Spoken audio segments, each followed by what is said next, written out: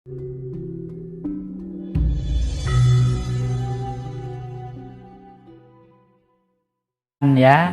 seperti pada waktu kebetulan kayak Pak siapa Habibie itu kan menjabatnya sebentar ya, sebentar, Habibie itu sebentar gitu ya.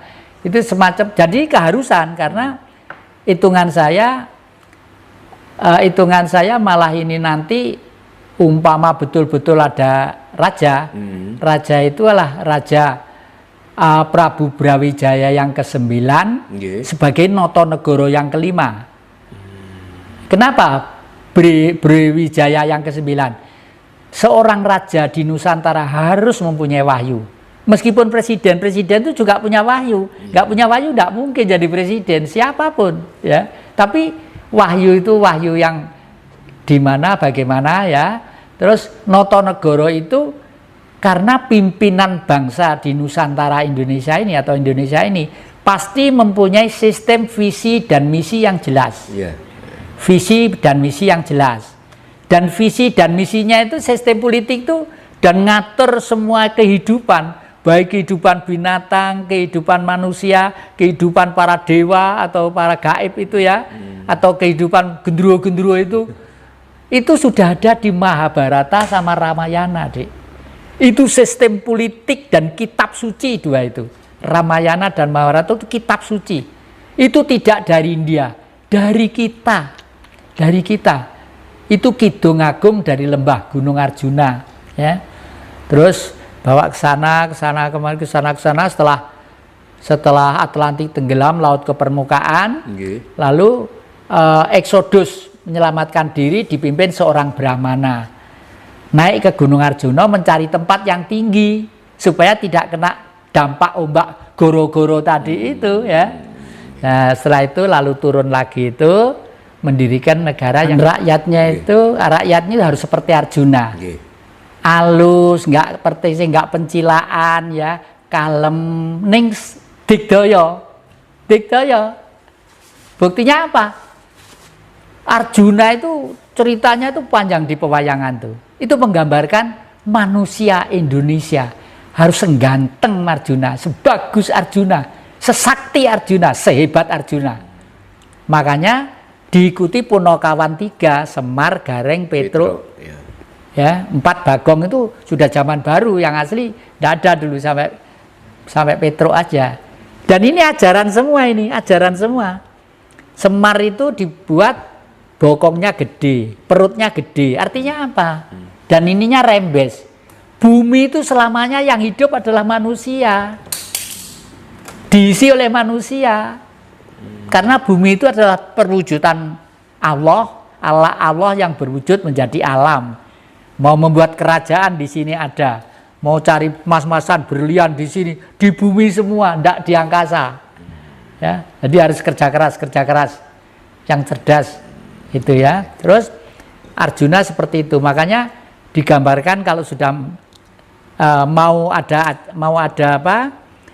Arjuna itu kalau sudah mau ada itu pasti ada adegan itu sowan ke Eyang Abhiyasa. Eyang Abhiyasa itu ada leluhurnya orang-orang Astina dan Pandawa tadi itu. Artinya jangan melupakan advis para leluhur kita atau orang-orang bijak-bijak atau orang-orang suci-suci itu. Ya kiai kayak ya pastor kayak ya pendeta kayak ya brahmana kayak itu artinya ya. Kalau sekarang gitu. Nah, terus demokrasinya dan rakyatnya itu harus kembar seperti Nakula dan Dewa. Apa sih hiruk pikuknya MPR itu untuk apa? Hiruk pikuknya DPR itu untuk apa? Hiruk pikuknya pemilihan umum itu untuk apa? Hiruk pikuknya pilihan presiden itu untuk apa? Pilihan gubernur untuk apa? Untuk supaya rakyat tentrem, ayem, damai, gemah, ripah, loh, jinawe. Kan itu tujuannya. Nah, kalau sampai nyimpang terus gini kan namanya amburadul ya gitu. Oh, tadi yang berbicara masalah leluhur, manfaat orang ziarah ke orang tua atau leluhur itu apa yang ya? Jadi gini, itu ziarah yang pertama itu kalau saya utamakan kepada ibu yang melahirkan saya, terus bapak yang melahirkan saya. Misalnya sebelum saya ke Blitar ke makam Bung Karno, saya katakan di sana makam ya karena memang realnya seperti itu, meskipun saya menganggap Bung Karno itu nggak seperti itu gitu ya. Karena apa? Saya ada karena ibu bapak saya. Nah, di dalam ajaran agama Tuhan itu ya ibu bapak kita. Ya. Islam juga mengajarkan seperti itu. Ya Rasulullah, siapa orang yang di bumi itu harus kita hormati? Bayangannya yang tanya mesti beliau gitu. Ternyata apa? Ibumu baru bapakmu.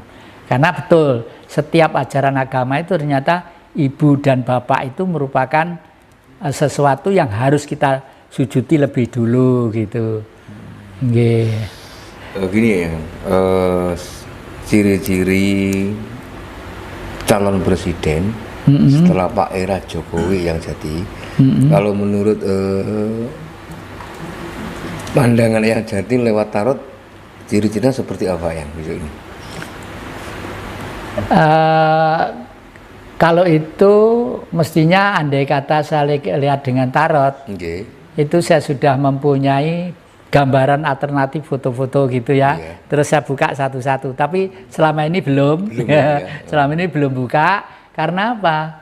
Karena ini sudah kelihatannya sudah zaman terakhir untuk akan memasuki proses yang baru nanti. Bisa juga ini nanti calon presiden itu orang yang tak terduga. Kalau memang ada presiden loh ya. Orang tak terduga. Karena situasinya sudah sangat tidak normal. Tidak normal. Sudah tidak menentu yang ya? Iya, tidak menentu. Yang ini kita berbicara soal sejarah yang baru-baru ini kita kan sudah selesai memperingati Hari Kesaktian Pancasila. Nah ini saya bergeser ke sejarah G30 SPKI.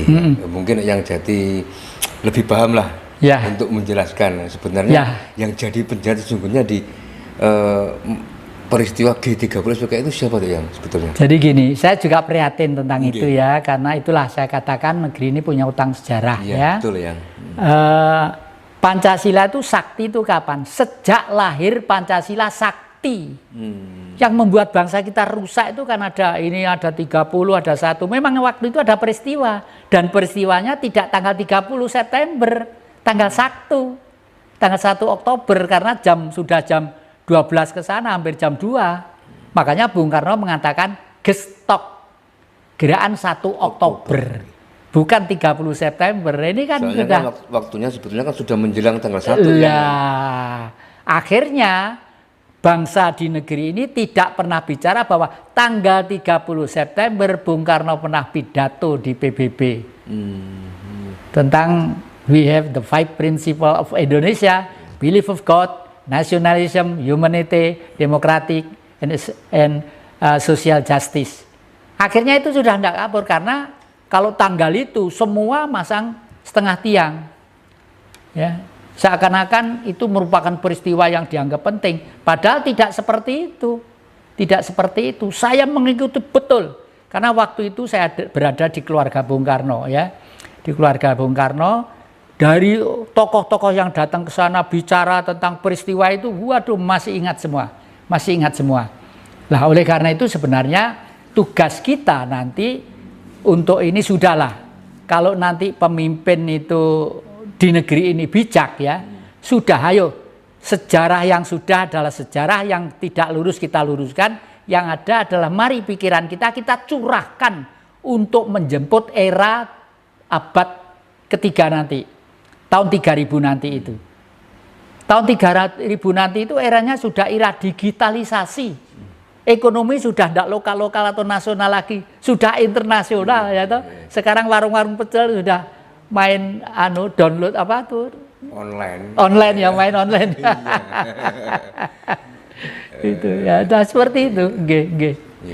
Terus gini yang lebih miris lagi yang mungkin yang jadi kan nanti bisa menjelaskan biar kita paham sebetulnya biar kita sejarah yang seperti apa sih sejarah ini agar bisa lurus ya yang masalah G30 SPKI yang jadi itu kan banyak yang ya mohon maaf yang jadi mempunyai pandangan yang sangat-sangat miris terhadap Bung Karno bahwa mengatakan bahwa adanya PKI itu karena restu dari Bung Karno lah itu gimana yang tanggapannya? Ya. Nanti yang jadi mungkin untuk meluruskan ini yang Ya, ini. betul. Ya, Itu teman-teman pada tahu. betul, anggapan itu betul. Karena Bung Karno pada waktu itu mencanangkan Trikora dan Dwikora. Ya, betul. Trikora untuk merebut Irian Barat, Dwikora untuk berhadapan dengan Malaysia. Itu Trikora apa tugasnya? Membebaskan Irian Barat dari cengkeraman penjajah, yaitu dari cengkeraman bangsa lain. Nah, padahal Irian Barat itu hasil tambangnya 1 hari itu bisa untuk memberi makan manusia Indonesia dalam 1 minggu. Peribahasanya seperti itu. Iya. Loh, kalau sampai kita tinggalkan, ya eman-eman, itu wilayah kita kok. Apalagi kalau kita tarik ke belakang masalah pada waktu kerajaan kita, pimpinan ibu kota negara masih di Ternate. Di Ternate itu dulu kuasaannya sampai Australia apa. Nah ini orang barat yang sewot, yang panas ini. Makanya kerjasama dengan orang dalam negeri ya, yang kira-kira memang mempunyai jiwa karakter bukan satria sejati untuk menggulingkan Bung Karno itu. Ya, dan saya tahu tahun 65 itu banyak waktu itu masih ada yang namanya pemuda-pemuda ya, namanya pemuda rakyat. Itu salah satu underbownya dari partai politik yang itu memang dihimpun untuk ke Jakarta. Lalu diberi pakaian korp tertentu untuk mendatangi rumah-rumah langsung, ini rumahnya ini, rumahnya ini, rumahnya ini. Ini yang mau membunuh pemimpin besar revolusi. Membunuh Bung Karno, kasarannya seperti itu. Udah datang langsung, namanya orang desa diajak ke sana, di pakaian itu diberi senjata, udah ngawur gitu. Sebenarnya presidennya seperti itu, seperti itu. Ya. Jika komunis ini bangkit lagi yang bahayanya untuk Indonesia ini bagaimana ya? Seperti apa ya? Saya yakin komunis tidak akan ada di Indonesia. Yakin ya? Saya yakin, seyakin-yakinnya. Hanya orang yang punya motivasi tertentu aja yang akan menggiring opini ke sana. Ya. Karena rakyat sendiri itu pinter sekarang, udah kapok, ya. Sekarang kenapa masyarakat atau tokoh-tokoh tertentu yang mempunyai tempat-tempat yang biasanya untuk ngumpul itu kok sudah banyak tidak ngumpul? Ya karena adik-adik anak-anak sudah pinter sekarang. Dia tidak usah belajar kepada orang yang makanya saya tidak berani membuka perguruan, perdebatan itu tidak berani saya. Paling-paling ya cukup dengan HP, per-WA-an, kesana kemari begitu. Karena risikonya besar. Kalau dulu masih ada di bawah tanah rumah saya ini untuk gemblengi kader-kader nasionalis gitu, seperti itu dulu ya. Itulah. Karena apa? Oleh karena itu ini harus ditekankan, Dek. Satu, PKI tidak akan mungkin lahir kembali di Indonesia. Rakyat kita sudah pinter ya. Sudah nggak bisa sudah bisa ditipu, dibohongi, dijerumuskan dan tidak bisa. Dan rakyat jangan sampai mau dijerumuskan ke sana. Yang kedua, komunis bukan PKI. Ini harus diingat loh ya, harus diketahui. Beda. Komunis bukan PKI. Memang PKI komunis, tapi komunis bukan PKI. Tapi kalau gini ya, kalau kita melihat negara-negara yang berpaham komunis yang seperti Cina, Rusia, tapi kenapa negara-negara ini kok tambah maju ya? Iya, betul. Itu tanggapan bagaimana itu? Ini ya, ini menarik, pertanyaan yang menarik, senang saya ya. Kenapa? Orang sana itu berpikiran rasional ya. Kalau zaman pengen melihat uripnya orang yang negara yang kira-kira menata manusianya itu, rakyatnya itu baik dan tertata pelan-pelan tapi pasti, pergilah ke daratan Cina.